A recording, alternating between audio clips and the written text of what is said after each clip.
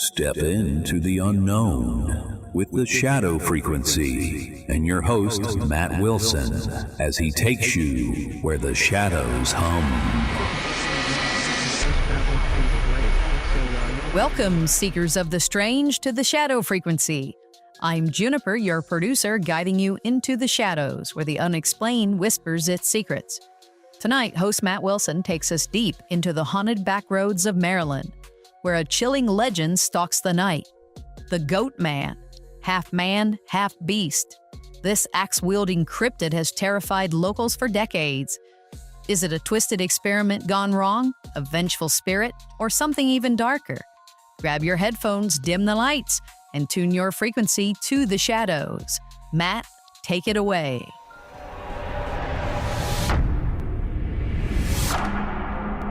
Hey, Shadow Chasers, Matt Wilson here, and tonight we're diving into one of Maryland's most spine-chilling legends, the Goatman.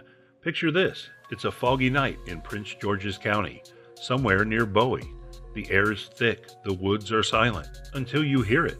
A scream, half human, half goat, slicing through the darkness. That's the calling card of the Goatman, a creature said to roam the winding roads and secluded bridges of this quiet corner of the old line state. So who or what is the Goatman? The story kicks off in the late 1950s, but it really explodes into the public eye in the 1970s. Locals start whispering about a half-man, half-goat monster lurking in the woods, wielding an axe and preying on pets and unwary travelers. One of the earliest mentions comes from October 1971, when the Prince George's County News tapped into the University of Maryland folklore archives. They reported sightings near Fletchertown Road, a lonely stretch that's since become ground zero for Goatman tales. But it's what happened next that sent this legend into overdrive. In November 1971, the Washington Post dropped a bombshell. A dog named Ginger was found decapitated near Bowie. The owner, a woman named April Edwards, swore she saw something real. She told the paper, "What I saw was real, and I know I'm not crazy." Teens started flocking to the woods, hunting for this axe-wielding freak, and the sightings piled up. Hairy figures in the shadows, eerie cries, even cars getting jumped on by something heavy and horned. Now, where did this thing come from? One popular theory points to the Beltsville Agricultural Research Center. The story goes that a scientist, maybe a guy named Dr. Fletcher, messed with goat DNA and something went horribly wrong. Maybe he fused it with his own blood, or maybe it was an accident. Either way, he turned into this chimeric nightmare, escaped into the wild, and started swinging that axe. Sounds like a B-movie plot, right? But the USDA had to officially deny it, which only fueled the fire. Another angle ties into the 1970s satanic panic. With occult fears spiking, some folks spun tales of a devilish goat man tied to dark rituals. Others say it's simpler. Maybe a hermit got twisted into something scarier by bored teens and late-night campfire stories. Marylander Mark Opsannik, a monster buff, told the Washington Post in 2008, "Deer become Bigfoot, become the Goatman. Imagination's a hell of a drug." The hot spots? Fletchertown Road, where drivers swear something's stalking them. Then there's Crybaby Bridge, officially Governor Bridge, near Bowie. Locals say the Goatman leaps onto cars, smashes windshields, and leaves behind those chilling goat-human shrieks. Pets go missing, heads turn up without bodies. It's grim stuff. So is it real? We'll dig deeper after the break. Stick around, Shadow Chasers. Hey listeners, Juniper here. How wild is this Goatman tale so far? A scientist turned axe-swinging beast? Or maybe just a prank gone too far? What do you think, cryptid or campfire hype? Matt's got more coming up, including some eerie encounters that might just keep you up tonight. If you're loving this, hit that like and subscribe button. Follow us on YouTube, TikTok, Facebook, and catch us on Apple, Spotify, Audible, iHeartRadio, Podbean, all the podcast haunts. Want bonus chills? Join our Patreon at patreon.com/shadowfrequency. Got an ad idea or a spooky suggestion? Reach out through Patreon. back to the shadows.